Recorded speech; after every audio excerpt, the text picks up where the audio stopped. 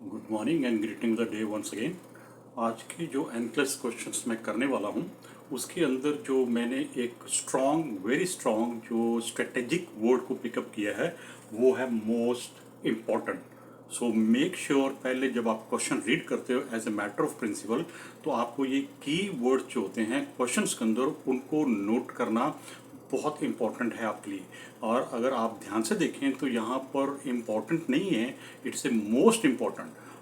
Next जो मैं आपको क्लैरिफाई करना मांगता हूँ कि जब आप इंग्लिश पॉइंट ऑफ व्यू से इनके ऊपर फोकस करते हो तो you need to understand the sense and the power of the word. अगर आप सिर्फ इम्पॉर्टेंट बोलते हो इट इज़ समथिंग एल्स, लेकिन आप उसके साथ अगर मोस्ट लगा देते हो इट बिकम मोर पावरफुल।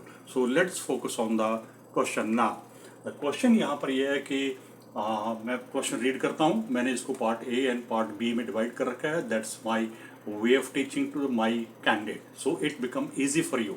पहला जो पैराग्राफ है पार्ट ए है, पोस्ट एक पेशेंट जो है उसको आईवीपी के लिए स्केड्यूल किया है और जो उसका जो पर्पस ऑफ द आईवीपी है वो ये है कि हमें location of the renal stone का पता करना है। यानी यहाँ पर दो तीन बातें हैं आपके लिए टू नोट डाउन। पहली बात प्रोसीजर क्या है, आईवीपी। नंबर टू, पेशेंट का डायग्नोज क्या है, रीनल स्टोन है। और हमारा पर्पस ऑफ आईपी है कि लोकेशन ऑफ द स्टोन कहाँ पर है, क्योंकि स्टोन किडनी के अंदर, यूटर के अंदर एंड ब्लैडर के अंदर हो सकता है वन स्टोन और more than one stone. So that is the basic purpose of the IP. So it is very much clear and आपके लिए समझना यहाँ पर आसान हो जाता है, क्योंकि आप पेशेंट की बेड साइड पे हो, आप पेशेंट की प्री प्रोसीजर केयर कर रहे हो, आप उसको प्रिपेयर कर रहे हो। So you must know it कि आप कौन से फेस में हो। So it's a before the IVP आप एक उसकी प्रेपरेशन में आप इन्वॉल्व हो। So now let's go to the next paragraph part B. अब एग्जामिनर वहीं पर आपसे क्वेश्चन करता है कि which of the following would be the most important. ये जो फॉलोइंग है ना, ये सब कुछ ये है, which one of the following, ये फॉलोइंग से इंफॉर्मेशन है regarding the pre procedure preparation को लेके। तो वो कहता है कि which of the following would be most important. अब यहाँ ध्यान देखिए, यहाँ पर इंपॉर्टेंट नहीं है। अगर इंपॉर्टेंट होता तो इसका मीनिंग कुछ थोड़ा सा डायरेक्शन उसकी चेंज हो जाती, लेकिन इसके साथ उसने मोस्ट लगाया और मैं अब आपको इंटरप्रेटेड करता हूँ। 1 2 3 4 ऑप्शन है, इसमें हो सकता है कि सारे के सारे जो स्टेप्स हैं अकॉर्डिंग टू द केयर ये सारे राइट हो, ये सारे के सारी ऑप्शन राइट हो, लेकिन एक सारे इंपॉर्टेंट हैं बिफोर आईवीपी प्रोसीजर। लेकिन एक ऐसी इंफॉर्मेशन यहाँ पर है जो मोस्ट इंपॉर्टेंट है। आपका आंसर वो मोस्ट इंपॉर्टेंट वाला होना चाहिए, ना कि आप कंफ्यूज हो जाएं, आप ये कहें कि ये तो प्रोसीजर से पहले सारा कुछ इंपॉर्टेंट होता है। So what is the difference? No difference is there, क्योंकि वो मोस्ट इंपॉर्टेंट आपसे पूछ रहा है। सो व्हाट मोस्ट इंपॉर्टेंट है, आप अपनी जो प्री टेस्ट जो डाटा कलेक्ट कर रहे हो, इंफॉर्मेशन कलेक्ट कर रहे हो पेशेंट से, उस प्री आईवीपी से पहले उसमें एक मोस्ट इंपॉर्टेंट क्या है जो ज़रूरी से ज़रूरी है आपके लिए, पेशेंट से इंफॉर्मेशन को कलेक्ट करना, डॉक्यूमेंट करना and notify the physician. So that is a question here ना। इसमें हम आते हैं कि वो कौन कौन सी प्री प्रोसीजर केयर्स हैं जो इंपॉर्टेंट है, लेकिन उसके अंदर एक क्या है, मोस्ट इंपॉर्टेंट। सो फर्स्ट जो देखिए वो कहता है कि आप determine client have the bowel movement. ये इंपॉर्टेंट हो सकता है कि patient before the procedure IVP procedure के लिए आप उसको लाइट ब्रेकफास्ट है या वो एनपीओ है according to the ordered by the physician, right. So ये ज़रूरी हो सकता है, आप हिस्ट्री ले सकते हो। Number two, ensure adequate fluid intake. Yes, ये भी ज़रूरी होता है क्योंकि फ्लूइड इनटेक होना चाहिए, क्योंकि अगर आप ब्लैडर को स्कैन कर रहे हो through the procedure of IVP तो ब्लैडर उस वक्त फुल होना चाहिए ताकि आप स्टोन को स्कैन कर सकें, ये ज़रूरी है। Number three, checking the client allergic history. ये बहुत इंपॉर्टेंट है आपके लिए। क्यों? क्योंकि जब आप आईवीपी करेंगे, फिजिशियन आईवीपी करता है और आप उसको असिस्ट करते हो तो वहाँ पे डाई इंजेक्ट होता है टू आउटलाइन द स्ट्रक्चर। वो डाई का वन ऑफ द मोस्ट जो फेटल साइड इफेक्ट है ना, वो है कार्डियक अरेस्ट। अगर आपने पेशेंट की इन डिटेल एलर्जिक हिस्ट्री नहीं ली और आप वहाँ पे आईवीपी के टाइम पे आपने उसको डाई देना शुरू कर दिया है और आपके पास कोई उसकी एलर्जिक हिस्ट्री नहीं है, तो patient anaphylactic reaction of the IV dye की वजह से उसको cardiac arrest on the table हो जाएगा और उसकी डेथ वहीं पे हो जाएगी। This is a most important information है जो प्री टेस्ट आपको कलेक्ट करनी है, डॉक्यूमेंट करना है। अगर किसी भी तरह की कोई उसकी ड्रग से है, फूड से है, इन्वायरमेंट से है, सी फूड से है, एटसेट्रा, कोई भी हिस्ट्री हो या कोई एलर्जिक डिजीज भी है, आप डॉक्यूमेंट करिए एंड इमीडिएटली आप डॉक्यूमेंट करिए and notify the physician. So let's go first of all last जो है preparing the client for possible. यहाँ देखिए वर्ड लिखा है उसने पॉसिबल, वो कहता है कि आईवीपी प्रोसीजर करते वक्त ब्लैडर स्पाज्म हो सकते हैं या वो नहीं भी हो सकते हैं, ये तो ड्यूरिंग की बात है। लेकिन ड्यूरिंग जो है वर्ड है जो है ना, ये प्रोसीजर के ड्यूरिंग है, लेकिन यहाँ पर उसने लिखा है प्री टेस्ट, यानी ये ऑप्शन तो बिल्कुल ही गलत हो जाती है।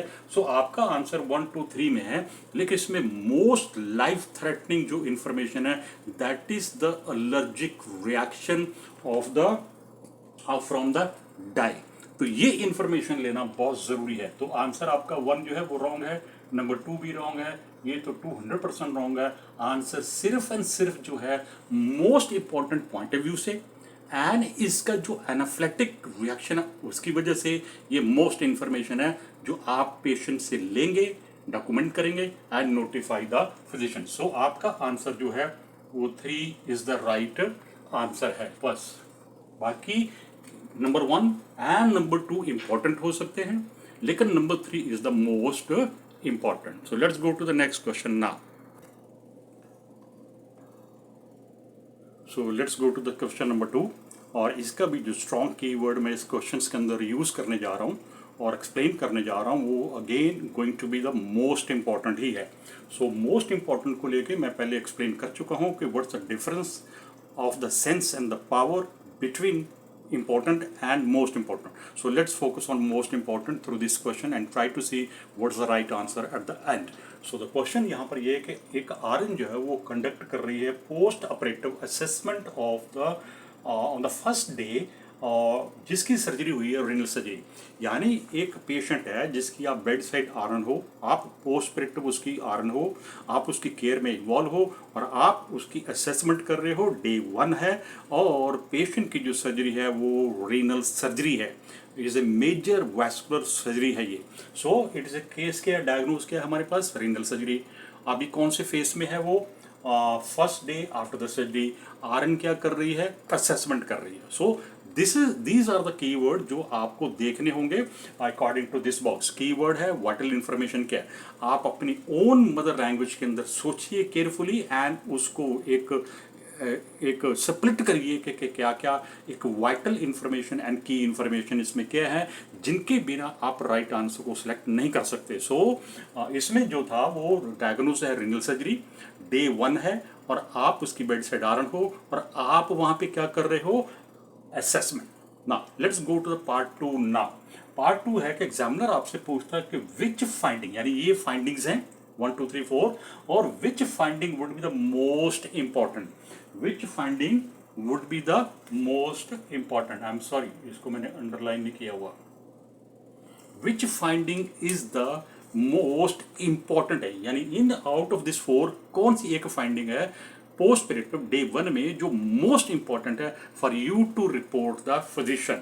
यानी सब कुछ जो है वो पोस्ट ऑपरेटिवली डे 1 में नॉर्मल नहीं हो रहा, जो एक्सपेक्टेड नॉर्मल फाइंडिंग है वो नॉर्मल है, राइट। और लेकिन एक उसमें ऐसी है जो इम्पोर्टेंट है, मोस्ट इंपॉर्टेंट है, और वो क्या है, उसका नर्सिंग एक्शन क्या होगा, report to the physician immediately. So now let's go to the this thing this answer side. Answer side में वो कह रहा है कि टेम्परेचर आपने रिकॉर्ड किया वो 99.6 है, नॉर्मल टेम्परेचर कितना है 99.2 98.2, लेकिन किसी भी सर्जरी के बाद ये टेम्परेचर का स्लाइटली एलिवेट होना इज ए नॉर्मल रिस्पॉन्स है because of the surgical injury. Now so it is not very important. Number 2, ये 2x2 inch area of the सीरसन, यानी आप उसकी जो ड्रेसिंग को देख रहे हो उसमें थोड़ा सा एक सोक है, लेकिन it is not at all in red colour. अगर रेड कलर होगा इट्स ए हैमरेज है, ये ब्लीडिंग है, दिस इज समथिंग सीरियस।